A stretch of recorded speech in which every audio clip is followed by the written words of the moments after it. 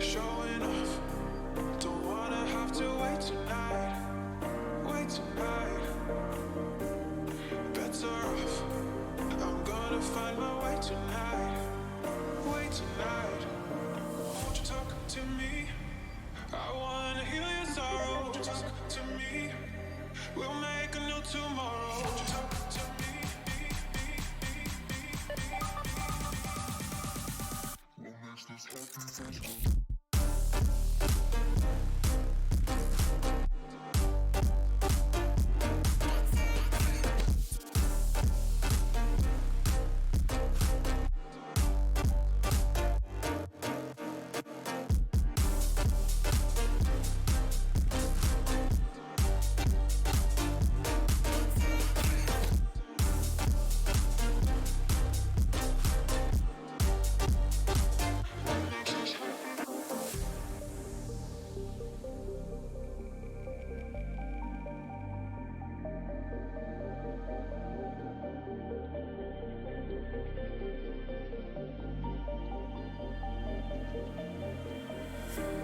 Showing off, don't wanna have to wait tonight.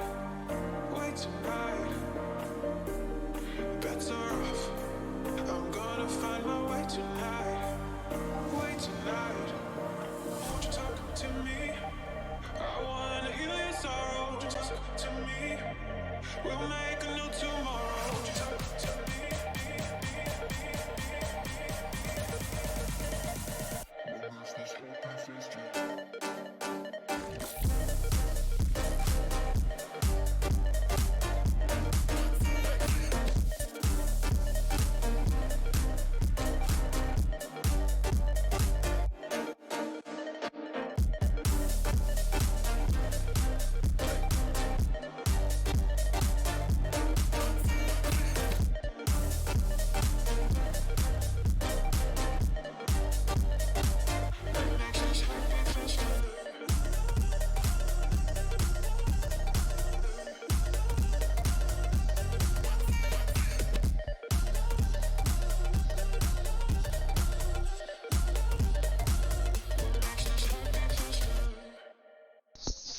Okay, hello. How are we all doing tonight? We ready for some more 1984? I know I am. We are on chapter 7. So we're only, if I'm reading this right, because of weird formatting of EPUB, we're on page 88. So, yeah. Anyway, let's just jump into it. If it sounds like I'm stuffed up, and it's because I am. All right. Chapter 7. If there is hope, wrote Winston, it lies in the proles. If there was hope, it must lie in the proles, because only there is in those swarming, disregarded masses, 85% of the population of Oceania, could the force to destroy the party ever be generated. The party could not be overthrown from within. Its enemies, if it had any enemies, had no way of coming together or even of identifying one another. Even if the legendary brotherhood existed, as just possibly it might, it was inconceivable that its members could ever assemble in larger numbers than twos and threes.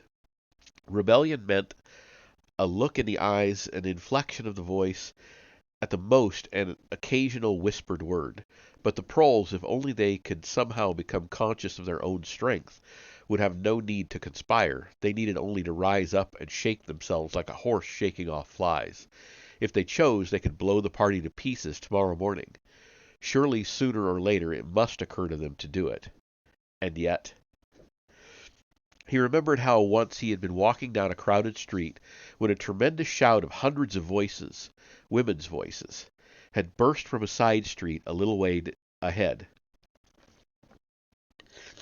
It was a great, formidable cry of anger and despair. A deep, loud, "Oh!" that went humming on like the reverberation of a bell.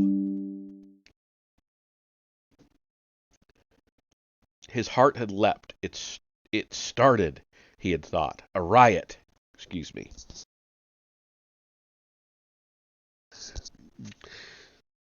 The proles are breaking loose at last. When he had reached the spot, it was to see a mob of 200 or 300 women crowding around the stalls of a street market, with faces as tragic as though they had been the doomed passengers on a sinking ship.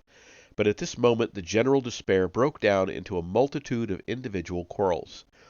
It appeared that one of the stalls had been selling tin saucepans. They were wretched, flimsy things, but cooking pots of any kind were always difficult to get. Now the supply had unexpectedly given out.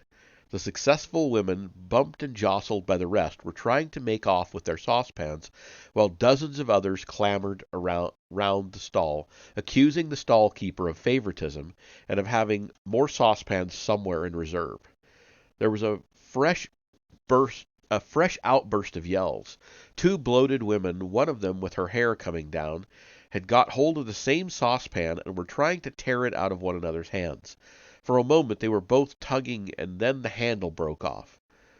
Winston watched them disgustedly, and yet, just for a moment, "Hello!"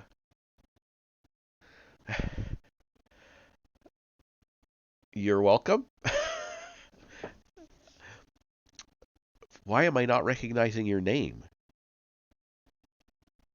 I don't follow just anybody, but I'm blanking on where I've seen your name before." Anyway, sorry. Back to the book. Um, the handle broke off. Where was that? Um, Winston watched them disgustedly, and yet, just for a moment, what almost frightening power had sounded in that cry from only a few hundred throats. Why was it that they had never shout like that about anything that mattered? He wrote, "Once they become conscious, they will never rebel, and until they become conscious, they will never rebel, and until they have rebelled, they cannot become conscious." That, he reflected, might almost have been a transcription from one of the party textbooks. The party claimed, of course, to have liberated the proles from bondage. "Hello." Before the revolution they had been hideously oppressed by the capitalists. They had been starved and flogged. Women had been forced to work in the coal mines. Women still did work in the coal mines, as a matter of fact. Children had been sold into the factories at the age of 6. But simultaneously, true to the principles of the doublethink, the party taught that the proles were natural inferiors who must be kept in subjugation, like animals, by the application of a few simple rules. In reality, very little was known about the proles. It was not necessary to know much. So long as they continued to work and breed, their other activities were without importance. Left to themselves, like cattle turned loose upon the plains of Argentina, they had reverted to a style of life that appeared to be natural to them, a sort of ancestral pattern.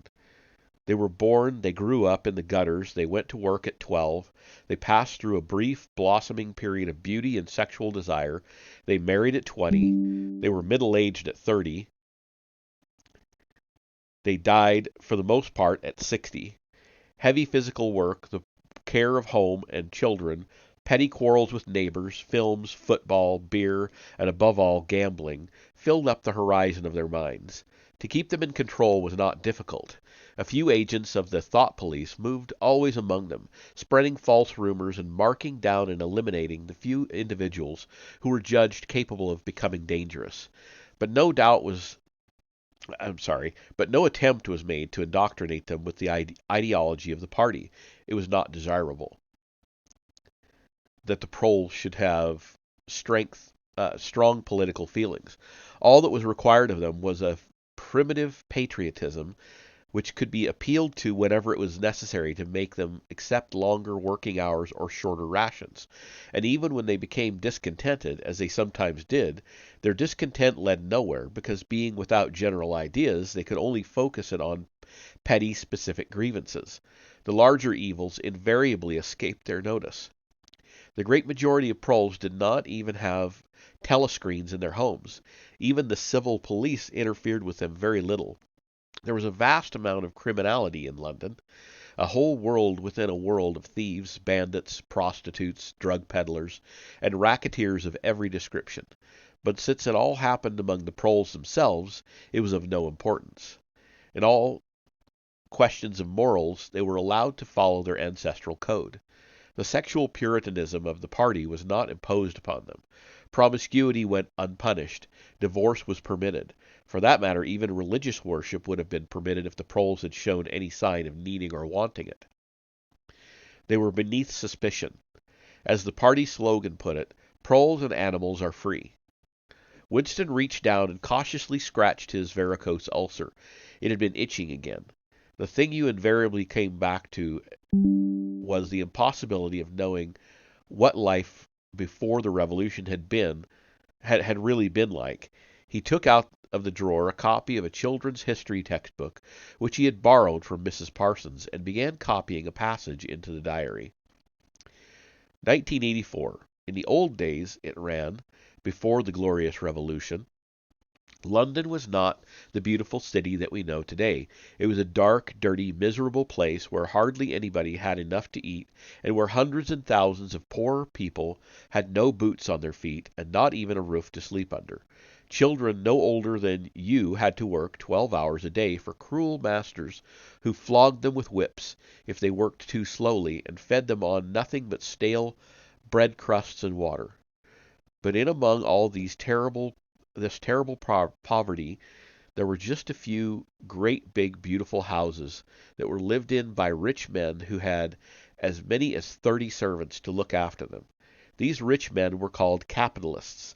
They were fat, ugly men with wicked faces, like the one in the picture on the opposite page.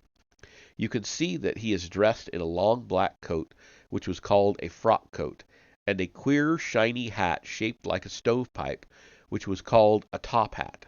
This was the uniform of the capitalists, and no one else was allowed to wear it.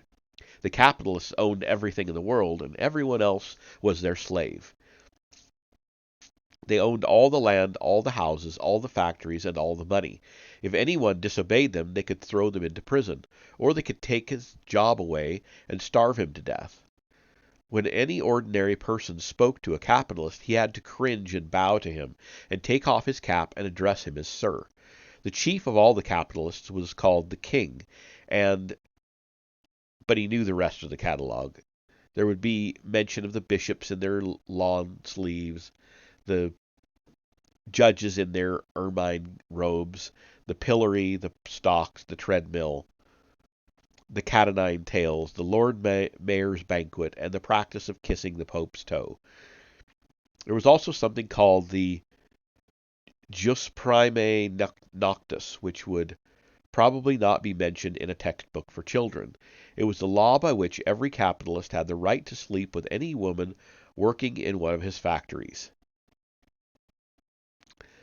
How could you tell how much of it was lies? It might be true that the average human being was better off now than he had been before the revolution. The only evidence to the contrary was the mute protest in your own bones, the instinctive feeling that the conditions you lived in were intolerable, and that at some other time, they must have been different. It struck him that the truly characteristic thing about modern life was not its cruelty and insecurity, but simply its bareness, its dinginess, its listlessness. Life, if you looked about you, bore no resemblance, not only to the lies that streamed out of the telescreens, but even to the ideals that the party was trying to achieve. Great areas of it, even for a party member, were neutral and non-political, a matter of slogging through the dreary jobs, fighting for a place on the tube, darning a worn-out sock, cadging a saccharin tablet, saving a cigarette end. The ideal set up by the party was something huge, terrible, and glittering, a world of steel and concrete, of monstrous machines and terrifying weapons, a nation of warriors and fanatics marching forward in perfect unity. all thinking the same thoughts and shouting the same slogans, perpetually working, fighting, triumphing, persecuting, 300 million people, all with the same face. The reality was decaying, dingy cities, where underfed people shuffled to and fro in leaky shoes, in patched up 19th century houses that smelt always of cabbage and bad lavatories. He seemed to see a vision of London, vast and ruinous, city of a million dustbins, and mixed up with it was a picture of Mrs. Parsons, a woman with lined face and wispy hair, fiddling helplessly with a blocked waste pipe. He reached down and scratched his ankle again. Day and night the telescreens bruised your ears and with statistics proving that people today had more food, more clothes, better houses, better recreations, that they lived longer, worked shorter hours, were bigger, healthier, stronger, happier, more intelligent, better educated than the people of 50 years ago. Not a word of it could ever be proved or disproved. The party claimed, for example, that today 40% of adult proles were literate. Before the revolution, it was said the number had only been 15%. The party claimed that the infant mortality rate was now only 160 per thousand, whereas before the revolution it had been 300, and so it went on. It was like a single equation with two unknowns. It might very well be that literally every word in the history books, even the things that one accepted without question, was pure fantasy. For all he knew, there might never have been any such law as the jus primae noctis, or any such creature as a capitalist, or any such garment as a top hat. Everything faded into mist. The past was erased. The erasure was forgotten. The lie became truth. Just once in his life he had possessed, after the event, that was what counted, concrete, unmistakable evidence of an act of falsification. He had held it between his fingers for as long as 30 seconds. In 1973, it must have been. At any rate, it was at about the time when he and Catherine had parted, but the really relevant date was 7 or 8 years earlier. The story really began in the middle 60s, the period of the Great Purges in which the original leaders of the revolution were wiped out once and for all. By 1970, none of them was left except Big Brother himself. All the rest had by that time been exposed as traitors and counter-revolutionaries. Goldstein had fled and was hiding no one knew where, and of the others a few had simply disappeared, while the majority had been executed after spectacular public trials at which they made confessions of their crimes. Among the last survivors were three men named Jones, Aronson, and Rutherford. It must have been in 1965 that these three had been arrested. As often happened, they had vanished for a year or so that one did not know whether they were alive or dead, and then had suddenly been brought forth to incriminate themselves in the usual way. They had confessed to intelligence with the enemy. At that date, too, the enemy was Eurasia. Embezzlement of public funds, the murder of various trusted party members, intrigues against the leadership of Big Brother, which had started long before the revolution happened, and acts of sabotage causing the death of hundreds of thousands of people. After confessing to these things, they had been pardoned, reinstated in the party, and given posts which were in fact sinecures, which sounded important.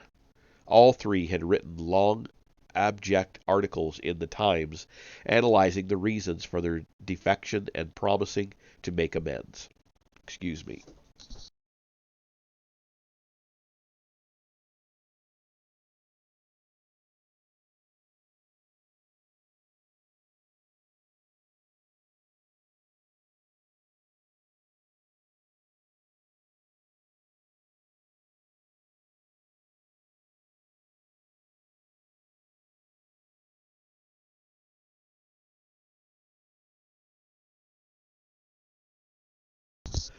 Man, this stuffy nose. Oh. All right. Make amends. All right. Sometime after their release, Winston had actually seen all three of them in the Chestnut Tree Cafe. He remembered the sort of terrified fascination with which he had watched them out of the corner of his eye. They were men far older than himself, relics of the ancient world, almost the last great figures left over from the heroic days of the party. The glamour of the underground struggle and the Civil War still faintly clung to them. He had the feeling, though already at that time facts and dates were growing blurry, that he had known their names years earlier than he had known that of Big Brother. But also they were outlaws, enemies, untouchables, doomed with absolute certainty to extinction within a year or two. No one who had once fallen into the hands of the thought police ever escaped in the end. They were corpses waiting to be sent back to the grave. There was no one at any of the tables nearest to them. It was not wise even to be seen in the neighborhood of such people. They were sitting in silence before glasses of the gin flavored with cloves which was the specialty of the cafe. Of the three, it was Rutherford whose appearance had most impressed Winston. Rutherford had once been a famous caricaturist, whose brutal cartoons had helped to inflame popular opinion before and during the Revolution. Even now, at long intervals, his cartoons were appearing in the Times. They were simply an imitation of his earlier manner, and curiously lifeless and unconvincing. Always they were a rehashing of the ancient themes: slum tenants, starving children, street battles, capitalists in top hats. Even on the barricades, the capitalists still seemed to cling to their top hats, an endless, hopeless effort to get back into the past. He was a monstrous man with a mane of greasy gray hair, his face pouched and seamed with thick, negroid lips. At one time he must have been immensely strong. Now his great body was sagging, sloping, bulging, falling away in every direction. He seemed to be breaking up before one's eyes, like a mountain crumbling. It was a lonely hour of 15. Winston could not now remember how he had come to be in the cafe at such a time. The place was almost empty. A tiny music was trickling from the telescreens. The three men sat in their corner almost motionless, never speaking. Uncommanded, the waiter brought fresh glasses of gin. There was a chessboard on the table beside them, with the pieces set out, but no game started. And then, for perhaps half a minute in all, something happened to the telescreens. The tune that they were playing changed, and the tone of the music changed too. There came into it, but it was something hard to describe. It was a peculiar, cracked, braying, jeering note. In his mind, Winston called it a yellow note, and then a voice from the telescreen was singing. Under the spreading chestnut tree I sold you and you sold me.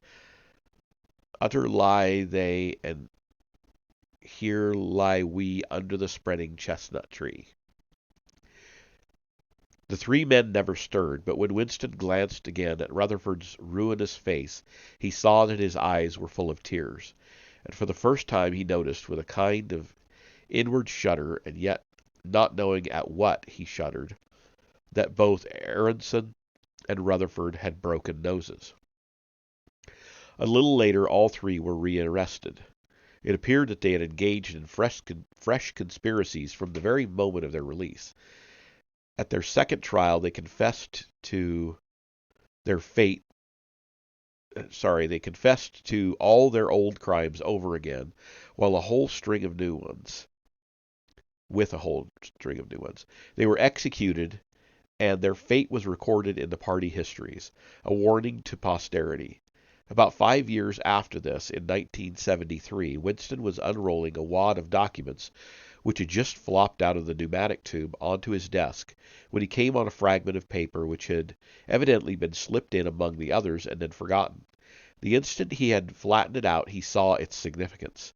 It was a half-page torn out of the Times of about 10 years earlier. The top half of the page, so that it included the date, and it contained a photograph of the delegates at some party function in New York. Prominent in the middle of the group were Jones, Aronson, and Rutherford.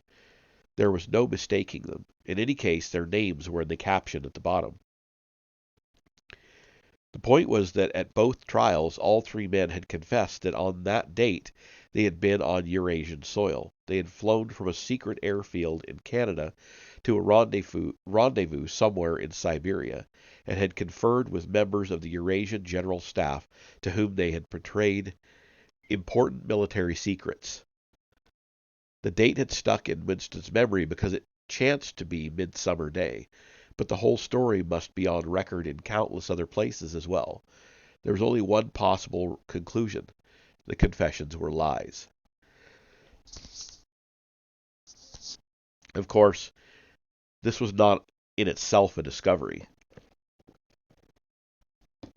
Even at that time, Winston had not imagined that the people who were wiped out in the purges had actually committed the crimes that they were accused of. But this was concrete evidence. It was a fragment of the abolished past, like a fossil bone which burnt, which turns up in this wrong stratum and destroys a geological theory. It was enough to blow the party to atoms, if in some way it could have been published to the world and its significance made known.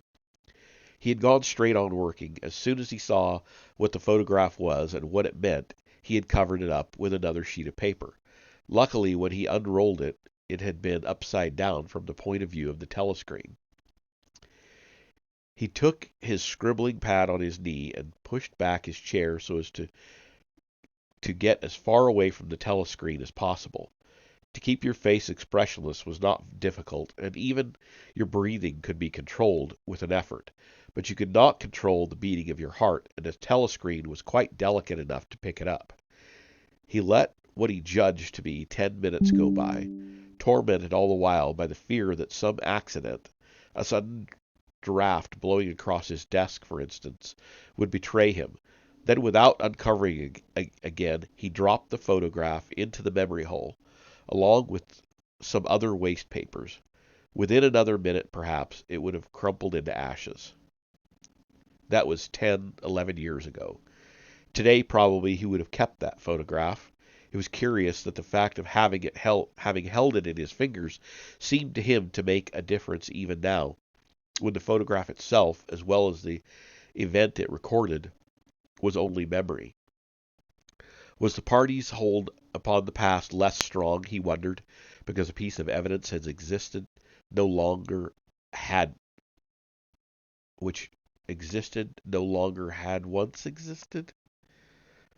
Okay,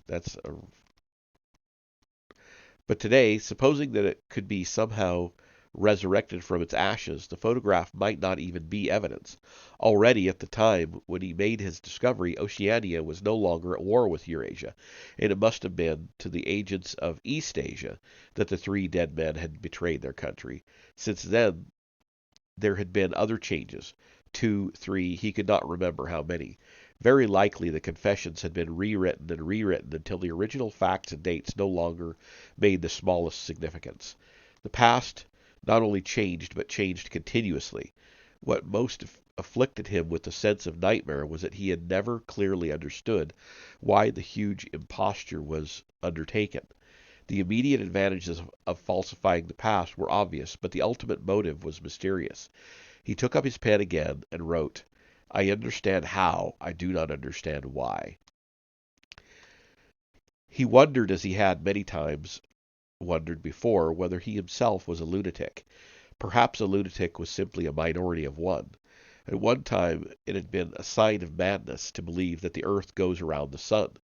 Today, to believe that the past is unalterable, he might be alone in holding that belief, and if alone, then a lunatic.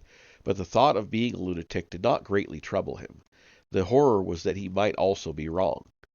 He picked up the children's history book and looked at the portrait of Big Brother, which formed its frontispiece. The hypnotic eyes gazed into his own. It was as though some huge force was pressing down upon him, something that penetrated inside your skull, battering against your brain, frightening you out of your beliefs, persuading you almost to deny the evidence of your senses. In the end, the party would announce that 2 and 2 made 5, and you would have to believe it. It was inevitable that they should make that claim sooner or later. The logic of their position demanded it. Not merely the validity of experience, but the very existence of external reality was tacitly denied by their philosophy. The heresy of heresies was common sense, and what was terrifying was not that they would kill you for thinking otherwise, but that they might be right. For, after all, how do we know that 2 and 2 make 4, or that the force of gravity works, or that the past is unchangeable? If both the past and the external world exist only in the mind, and if the mind itself is controllable, what then? But no, his courage seemed suddenly to stiffen of its own accord. The face of O'Brien, not called up by any obvious association, had floated into his mind. He knew with more certainty than before that O'Brien was on his side. He was writing the diary for O'Brien, to O'Brien. It was like an interminable letter which no one would ever read, but which was addressed to a particular person and took its color from that fact. The party told you to reject the evidence of your eyes and ears. It was their final, most essential command. His heart sank as he thought of the enormous power arrayed against him, the ease with which any party intellectual would overthrow him in debate, the subtle arguments which he would not be able to understand, much less answer, and yet he was in the right. They were wrong and he was right. The obvious, the silly, and the true had got to be defended. Truisms are true. Hold on to that. The solid world exists. Its laws do not change. Stones are hard. Water is wet. Objects unsupported fall towards the earth's center. With the feeling that he was speaking to O'Brien, and also that he was setting forth an important axiom, he wrote, "Freedom is the freedom to say that 2 plus 2 make 4. If that is granted, all else follows." And that is the end of the chapter. And I am going to end it there. I'm going to do just the one chapter tonight because my head is so stuffed up. I can hardly breathe. So we will leave it off there, and hopefully by Tuesday this will have cleared up. So I will see you later. I don't know if I'll game tonight, but I might. We'll see. I'm going to take a bit of a break, though. So I will see you later, or I'll see you tomorrow night for Star Wars. Have a good night.